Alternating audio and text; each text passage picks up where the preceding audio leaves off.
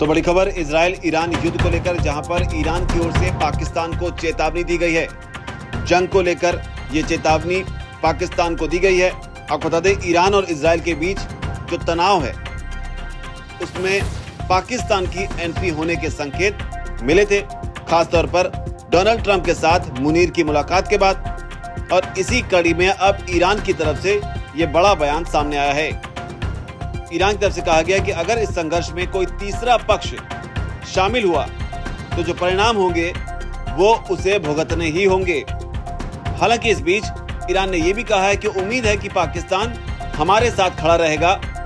पाकिस्तान को समझना होगा कि इजराइल को अगर नहीं रोका गया तो मुमकिन है कि आगे और भी कई देशों पर वो हमले करेगा।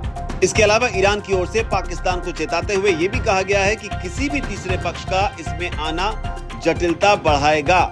ईरान के इस बयान को दो तरीके से देखा जा रहा है कि क्या तीसरा पक्ष जो है वो पाकिस्तान और या फिर अमेरिका के बारे में ईरान कह रहा है, क्योंकि जब मुलाकात हुई थी मुनीर की ट्रंप से तब ये माना गया था कि मुमकिन है कि पाकिस्तान की सरजमी का इस्तेमाल अमेरिका ईरान में घुसने के लिए करे और ईरान में परमाणु संयंत्र हैं उन्हें नष्ट करने के बाद में जो परमाणु की सामग्री होगी उसे पाकिस्तान में पार किया जाए। इस तरह की रिपोर्ट्स आ रही थी। इन रिपोर्ट्स के आधार पर ही ईरान ने अब ये तीखी प्रतिक्रिया जो है दी है। हालांकि इस बीच ईरान ने चेतावनी भी दी कि हमारे पास कुछ अघोषित शक्तियां हैं जिन्हें भविष्य के लिए हमने सुरक्षित रखा हुआ है, यानी कुछ ऐसे हथियार हैं जिनका इस्तेमाल उन्होंने अभी तक नहीं किया है, लेकिन अगर जरूरत पड़ी तो इसका इस्तेमाल भी करेंगे। तो ये ईरान की ओर से कहा गया है। और ये बयान ऐसे दौर में भी आया जब मुनीर ने ट्रंप से तो मुलाकात की ही थी। इसके अलावा असीम मुनीर ने ईरान का भी दौरा किया था जब उन्होंने ईरान के सुप्रीम लीडर अयातुल्लाह खामनेई से मुलाकात की थी और इसके बाद उन्होंने ट्रंप से मुलाकात की थी। पाकिस्तान की भूमिका पर सवाल इसलिए भी खड़े हो रहे हैं क्योंकि माना ही जा रहा है कि शिया और सुन्नी मुसलमान होने का जो फर्क है ईरान और पाकिस्तान के बीच में, ये कहीं ना कहीं दोनों के बीच में एक सॉफ्ट लड़ाई का, ये तनाव का कारण बन सकता है। इसके अलावा माना यह भी जा रहा है कि पाकिस्तान खुद भी ये नहीं चाहेगा कि उसका जो पड़ोसी है, जिसके साथ उसकी करीब 900 किलोमीटर की सीमा जो है वो लगती है, उसका पड़ोसी वो न्यूक्लियर संपन्न देश बने।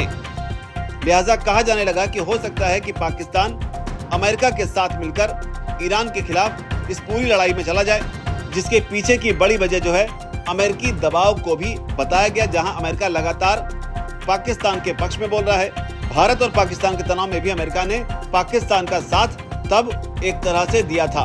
तो ऐसे में कहा जा रहा है कि हो सकता है पाकिस्तान किसी दबाव में आकर ईरान के खिलाफ काम करने लगे। हालांकि इजराइल और ईरान के युद्ध में इससे पहले पाकिस्तान जो है वो इजराइल के खिलाफ बोलता रहा है और इजराइल को अमेरिका का पूर्ण समर्थन जो है वो हासिल है। और इसी कड़ी में अब जो ताजा समीकरण बन रहे हैं उसमें ईरान ने पाकिस्तान को चेताया है कि वो उम्मीद करते हैं कि पाकिस्तान उनके साथ खड़ा रहेगा, न कि अमेरिका के साथ इस मामले में जाएगा।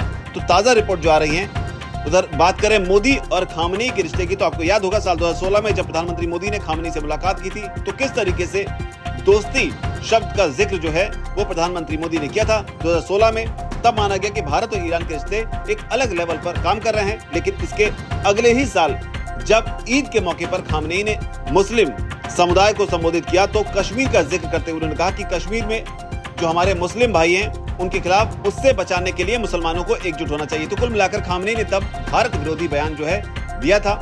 हालांकि भारत के लिए ईरान और इजराइल दोनों ही अहम साझेदार हैं, लेकिन बड़ी खबर यह है कि अब ईरान ने पाकिस्तान को चेताया है कि वो इस विवाद से दूर रहे।